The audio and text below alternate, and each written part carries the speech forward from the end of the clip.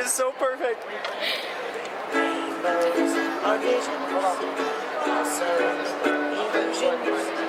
Rainbows have nothing to hide. Why?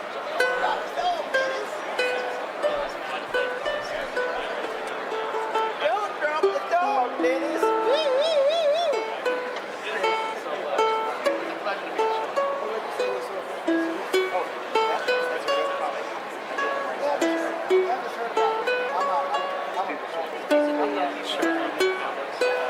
There's a lot of... See, I just picked that.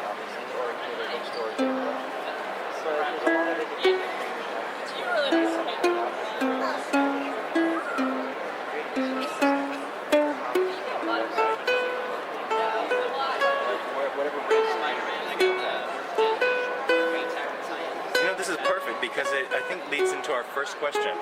Is it, in fact, hard to be green? Not with envy. We're adding a drum roll to that, dude.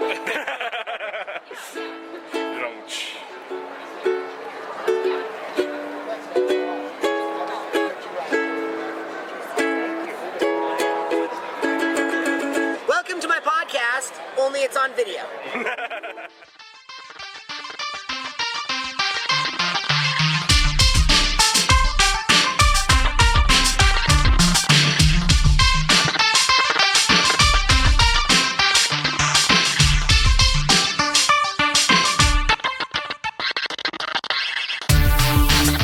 Is if you can Monopoly. What happened to my ukulele? the magic of television. Okay. Which is the new medium. Print is dead. Damn it. I keep investing in the wrong place. Just ask William Randolph Hearst. Oh wait, he's dead. Years ago. Yeah. Oh. You just broke the news, though. Yes. That's how slow print is. People are just hearing about the Maine. That's correct. The Maine? What happened to the Maine? Don't tell me it's sunk. Oh, no, it blew up. Oh, dear, all right. Well, as long as Cuba is still owned by Spain, we'll be all right. I don't even, like I said, I don't even know where to start because you are a fantastic actor, fantastic personality, and yes, I am. And we're just happy to have you on the show. I think that the place where I'd like to start, though, is just talking about the different creative talents that you've worked with. We asked a little bit about Jonan Vasquez with Ricky Simmons over there, and then Simons? of course with Ricky. Yeah, I was pronouncing it the wrong time. Most people call him Simmons, but he is Simons. Yeah. And then also with, obviously, Psychonauts, you had the great Tim Schafer. And these are people that have had such a great cultural influence on shaping, like, our childhoods. And I don't think we would have the quirky podcast that we have if it weren't for... If we hadn't warped your mind. Oh, absolutely. Exactly. It may have been pre-warped, but you need to fill it with something positive or otherwise. We need to help it blossom yes. to its full warpedness. So what? Full warp speed, as we say. But what attracted you to those particular people, and what was it like to work with them? Or are there any other kind of creatives you'd like to throw into that mix? I was attracted to them because they hired me and paid me. That was my first attraction to them. Secondly, they're really generous as far as their creativity, and that it's not all just them. They work in a collaborative effort. Mitch Schauer, the creator of the Angry Beavers, was much the same, as was Maxwell Adams of Grim Adventures of Billy and Mandy. They, all the creators that I've worked for understand that I like to improvise a lot, and things come out as I'm talking that help me to inhabit the world that I live in. So they were very generous about allowing me to rip for 10 minutes on a three sentence line.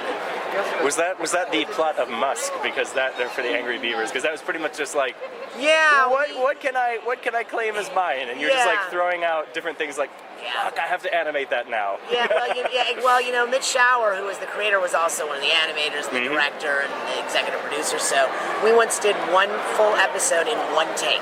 11-minute episodes we recorded in real time.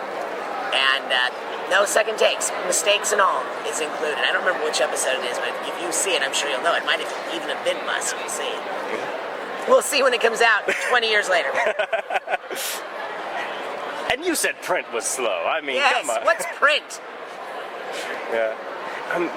In terms of the series that are now available on Netflix, I think one of the ones that is most interesting, where you provided a voice, was for the Power Rangers. And so there's Zordon, why don't they just start with the Megazord? That's a bloody good point, actually. I have many of them. My print is dead. We've had a couple of the Power Rangers on the show. We had Steve Cardenas and Jason Frank. Rocky and Tommy. Mm-hmm. Yes. And one of the things that they did say is, like, they did get used to the formula. They're like, oh, what a surprise. At the end of this script, I'm going to fight a monster that has suddenly become the size of small buildings. Right.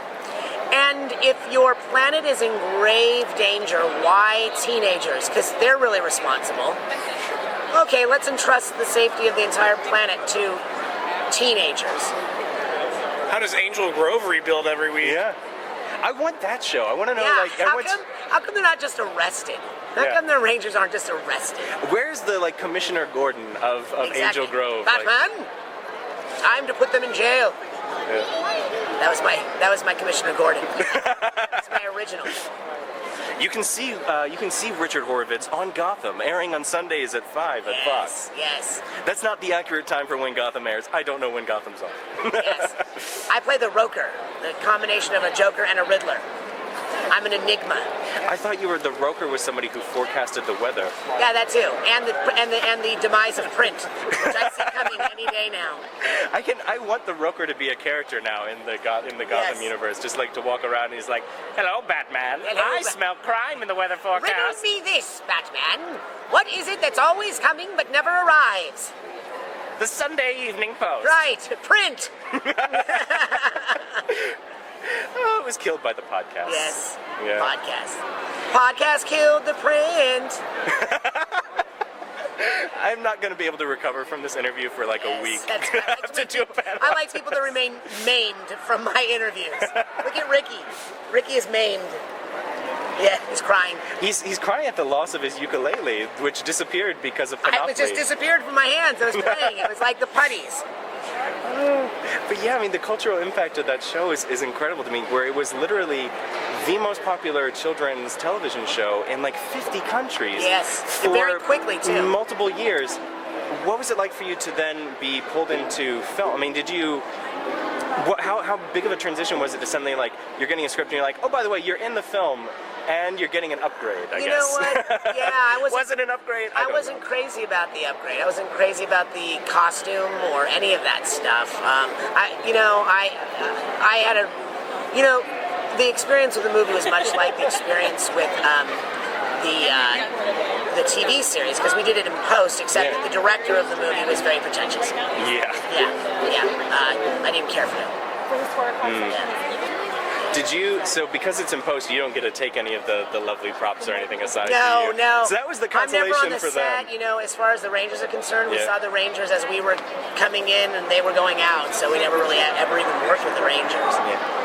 Were you ever in the same room with any of the people who were doing the post, though? Were you ever in the room with, Rita or Lisette? We were all, scheduled one behind the other, and we would wait for them to finish coming out of the booth, and then it was like using a phone booth.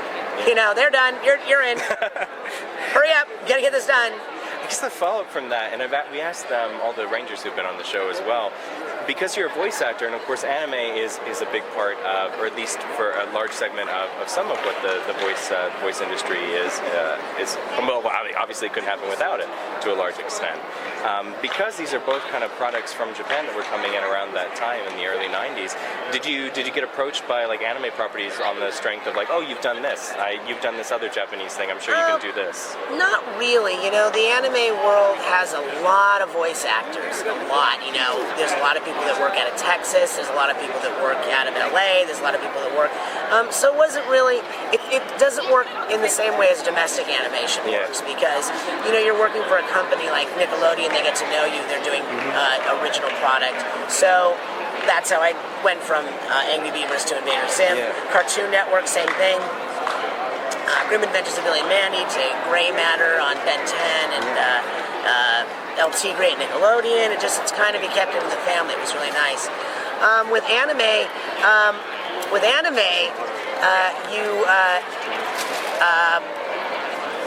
it's a smorgasbord of actors.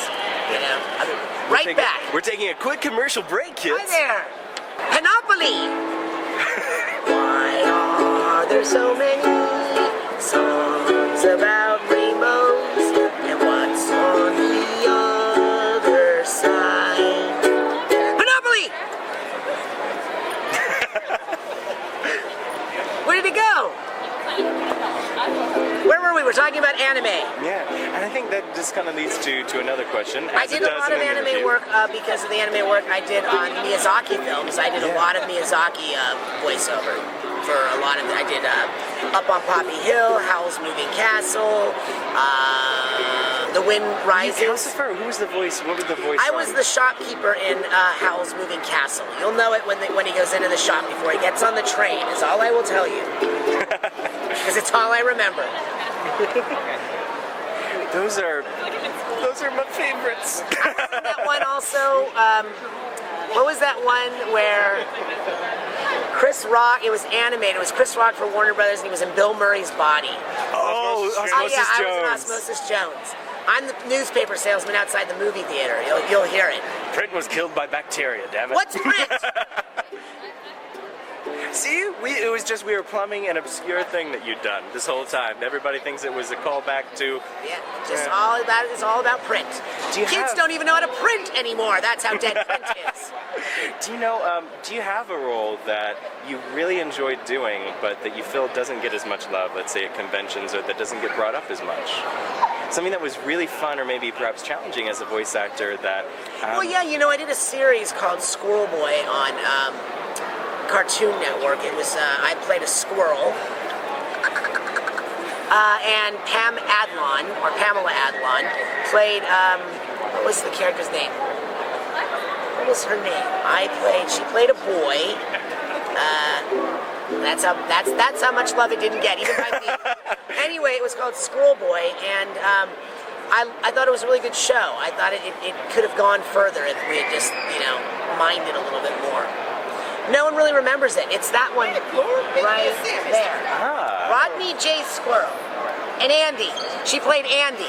Pamela Adlon played Andy. And Kurtwood Smith from that 70s show played Andy's father. Hey, Flora, make me a sandwich. That actually brings up my next question. Has Ricky Simons ever made you a sandwich? Okay, now remind me again, who is Ricky Simons? Monopoly. Where's my ukulele? Ricky has not made me a sandwich, at least not with his hands. Oh. See, we're going to have to edit that in with him talking about stroking your beard, and they're going to get an entirely different impression. I think if he knew what we were talking about, we would have the evil eye. Ricky lives in my beard sometimes. And if someone starts to bother me, just a fist comes out and punches the person. Oh my gosh. I mean, again, I love everything here, and I haven't asked any questions about the Grim Adventures of Billy and Mandy. Hey, I like pie. And so I guess the question would be, A, how awesome were you in that role? I was really awesome in that role. Very awesome. And B, what's it like to revisit, and you did this with Zem as well, what's it like to revisit those characters in a different setting when you have to do video games?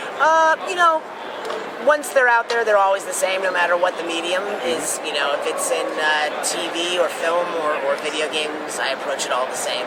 The work is the same. We're recording on microphones and playing. So it feels the same no matter what the medium. That's great. And then kind of the last two questions here. We've been asking everybody because we are kind of epic show. Kind of like to plumb the depths here as well, like we did with that Osmosis Jones thing there. Yes. And just tell the audience something that is epic about yourself. Maybe even something that they wouldn't know about you, something from your normal life. I love television. I watch television constantly. I love Ray Donovan's my new obsession.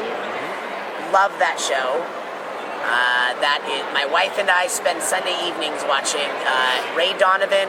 First we make a nice dinner, then we watch Ray Donovan, and then we watch Masters of Sex, and then those are two of my favorite shows right now.